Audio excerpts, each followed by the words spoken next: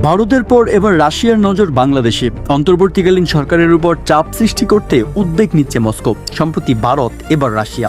বাংলাদেশ কি দুই দিক থেকে চাপের মুখে পড়ছে? এই বিষয়টি নিয়ে মুখ খুলেছেন বাংলাদেশের অন্তর্বর্তীকালীন সরকার প্রধান, নোবেল বিজয়ী প্রফেসর ডক্টর মোহাম্মদ ইউনূস। জাতির উদ্দেশ্যে এক গুরুত্বপূর্ণ বার্তায় তিনি স্পষ্ট করেছেন তার অবস্থান। তিনি বলেন, আপনারা জানেন আমাদের দেশে বর্তমানে রাজনৈতিক উত্তেজনার মধ্যে রয়েছে। ভারতের পর এবার রাশিয়া আমাদের সরকারের উপর চাপ সৃষ্টি করতে চাইছে। তবে আমরা একটি স্বাধীন জাতি এবং আমাদের জাতীয় স্বার্থ রক্ষা করতে আমরা প্রতিজ্ঞাবদ্ধ। আমি আপনাদের আশ্বস্ত করতে চাই, আমাদের সরকার এই চাপে মাথা নত করবে না। আমাদের জনগণের ঐক্যই আমাদের সবচেয়ে বড় শক্তি। প্রফেসর ইউনূসের এই বক্তব্যে জাতি আবারও বিশ্বাস করতে পারছে যে বাংলাদেশের স্বার্থই হবে সরকারের একমাত্র লক্ষ্য। তিনি আরও বলেন, রাশিয়া বা অন্য কোনো শক্তি আমাদের নীতিতে হস্তক্ষেপ করতে পারবে না। আমরা একটি শক্তিশালী এবং সমৃদ্ধ দেশ গঠনে অঙ্গীকারবদ্ধ। এই জাতির স্বপ্নকে কেউ দমিয়ে রাখতে পারবে না।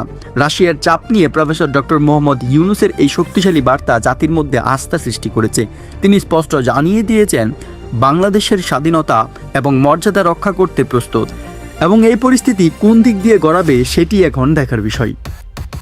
দর্শক, প্রফেসর মোহাম্মদ ইউনূসকে ভালোবাসলে অবশ্যই চ্যানেলটি সাবস্ক্রাইব করুন। ধন্যবাদ।